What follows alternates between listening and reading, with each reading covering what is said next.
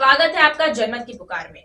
मुठभेड़ के बाद पुलिस ने 2 डकैतों को गिरफ्तार किया है। साथ ही हथियार सप्लायर भी गिरफ्तार हुआ।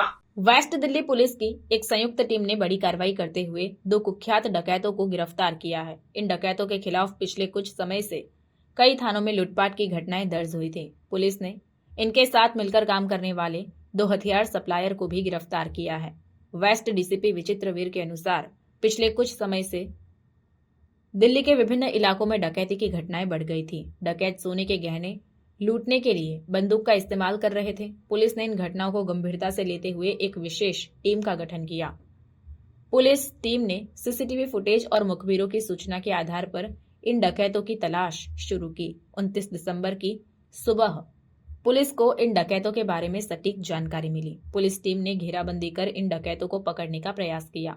इस दौरान मुठभेड़ हुई जिसमें दोनों डकैत घायल हो गए। पुलिस ने उन्हें अस्पताल पहुंचाया जहां उनका इलाज चल रहा है। गिरफ्तार किए गए डकैतों की पहचान रोहित कपूर और रिंकू उर्फ सागर के रूप में हुई।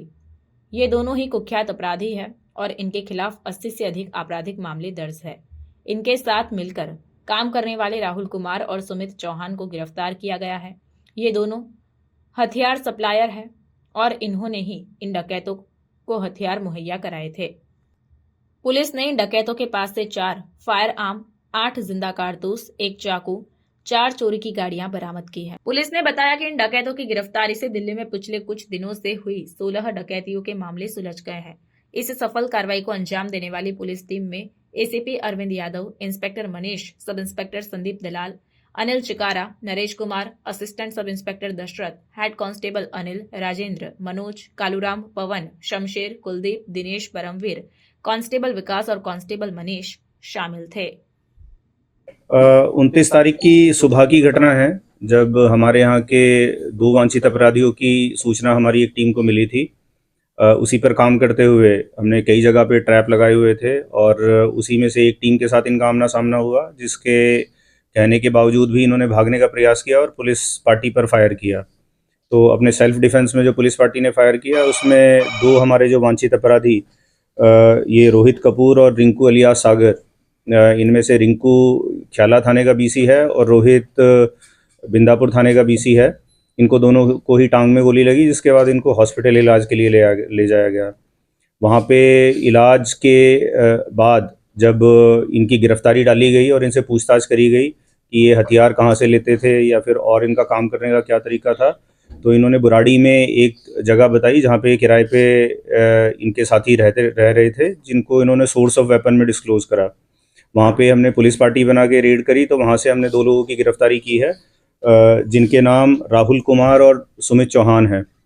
राहुल की इसमें से खुद 6 इन्वॉल्वमेंट हैं, सुमित की कोई भी पहले की इन्वॉल्वमेंट नहीं पाई गई है, लेकिन वहाँ से हमें दोनों के ही पोजेशन से फायर आर्म और बटन एक्चुएटेड नाइफ बरामद हुए हैं। ये तो है पूरी घटनाक्रम का ब्यौरा। जो इसके बैकग्राउंड की बात है, ये घटनाएं नोटिस में पूरे दिल्ली के अलग अलग इलाकों में आई थी, जिसमें कि एमओ कुछ हद तक सेम था कि विक्टिम को ओवर पावर करके और उनको कई बार फायर आर्म्स या कई बार चाकू या कुछ और धारदार हथियार दिखा के और उनसे प्रेफरेबली ज्वेलरी, गोल्ड ज्वेलरी और कैश ले जाते थे। नवंबर के दौरान इंदौर की भी एक टीम ने हमारे से यहाँ पे संपर्क किया और जब हमने सारे केसेस का एक तरह से मिलान किया या उन पर काम करना शुरू करा, तो दिखा कि ये सेम ही अपराधी हैं जो इन सारी घटनाओं में शामिल हैं। तो सिर्फ पश्चिमी ज़िले की ही नहीं, बाकी भी बहुत सारी टीम्स थी जो इस पे काम कर रही थी।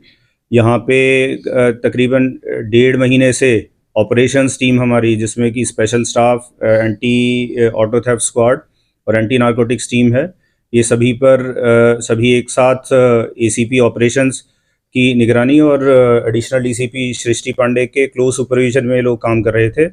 और कई बार हमें बहुत क्लोज टिप भी मिली, लेकिन सक्सेसफुल नहीं रहे।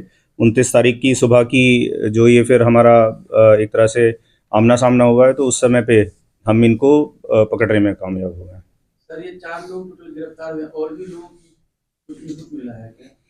देखिए, हथियार इन लोगों ने इस्तेमाल करे हैं, तो इन्होंने अब द चेन कुछ एक डिस्क्लोज करा है कि जी हम इन लोगों से लेते थे, अब उन लोगों से जब प्रॉपर पूछताछ करी जाएगी तो उम्मीद ज़रूर है कि इनके साथ कौन लोग और इन्वॉल्व रहे हैं वारदातों में, या फिर ये लोग कहाँ से हथियार लेके आते थे। तो वो अभी पहलू हैं जिन पर काम होना बाकी है।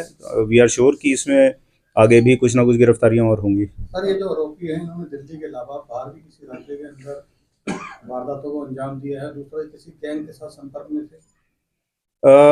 गैंग के साथ संपर्क में अभी तक कोई भी ऐसा फैक्ट हमारे संज्ञान में नहीं आया है। जहां तक बाहर की वारदातों की बात है तो जैसा कि मैंने बताया, मध्य प्रदेश पुलिस ने हमसे संपर्क करा था, वहां की भी रॉबरी की वारदात में ये वांछित चल रहे थे।